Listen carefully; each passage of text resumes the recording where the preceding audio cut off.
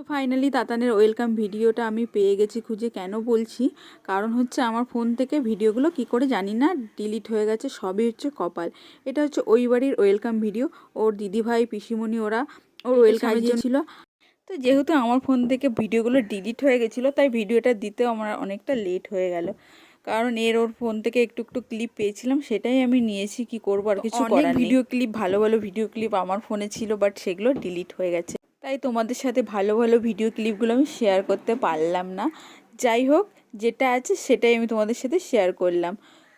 তো এখানে ওর ঠাম্মি ওকে ফার্স্টে বরণ করলো। এবার হচ্ছে ঘরে এন্ট্রির পালা। তো আমি ওকেই হাঁটিয়ে হাঁটিয়ে নিয়ে যাচ্ছিলাম, আর ও দেখো সবার দিকে তাকিয়ে তাকিয়ে দেখছে, ভাবছে এত লোক কোথা থেকে এলো, সবাই আমার সামনে ফোন নিয়ে কেন আছে। কারণ হচ্ছে ও আজকে একদিনের জন্য সেলিব্রিটি।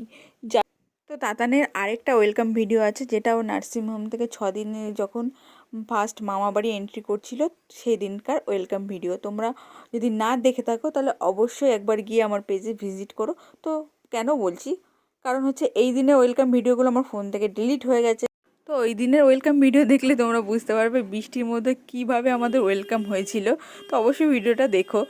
আর এখানে গপু দাদার কাছে ওকে আশীর্বাদ করিয়ে নিচে নিয়ে আসা হয়ে গেলো। আর আমাদের ঠাকুরঘরটা ওপরে শিফট করা হয়েছে, কারণ হচ্ছে এখানে ঠাকুরঘরে কাজ চলছে। দেখতেই পাচ্ছ বাইরে যে মিস্ত্রিরা কাজ করছে, তার জন্য ঠাকুরঘরটা ওপরে নিয়ে যাওয়া হয়েছে। ঠাকুরঘর কমপ্লিট হলে আবার নিচে নামানো হয়ে যাবে।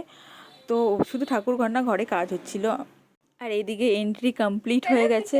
সন্ধ্যাবেলায় ও দিদিভাই পিসিমণিদের সাথে খেলা করছিল।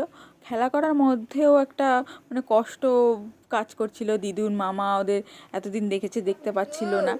যাই হোক, কিছু করার নেই, বাড়িতে আসতেই হতো।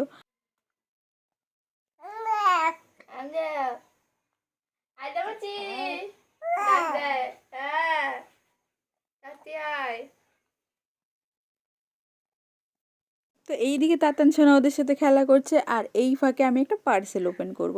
এইটা হচ্ছে একটা পার্সেল নায়িকা থেকে এসছে, যেটা আমি আসার একদিন আগে এসছে। আমি যেহেতু জানতাম আমি ওখানেই বাড়ি চলে যাব, তারপরে পার্সেলটা আসবে, তাই আগে ওখানে অ্যাড্রেসটাই দিয়েছিলাম। আর এখানে দেখো প্রণাম করে খুলছি, বলছি যে যেন কোয়ালিটিটা ভালো আসে।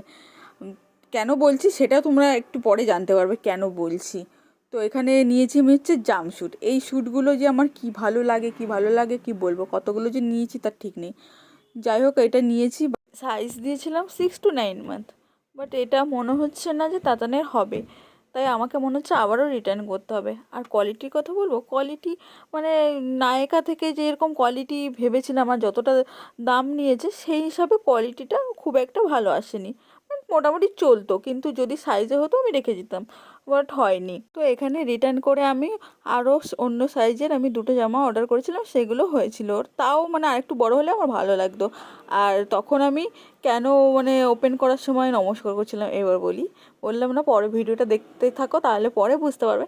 তো এখানেও আমি আবারও 2টো অর্ডার করেছিলাম জাম্পস্যুট। এখানে জামাগুলোর কোয়ালিটি একদম জঘন্য ছিল, কি বলবো। যাই হোক, এখানে ভিডিওটা আমি শেষ করছি। আবার দেখা হচ্ছে নেক্সট ভিডিওতে। তো আজকে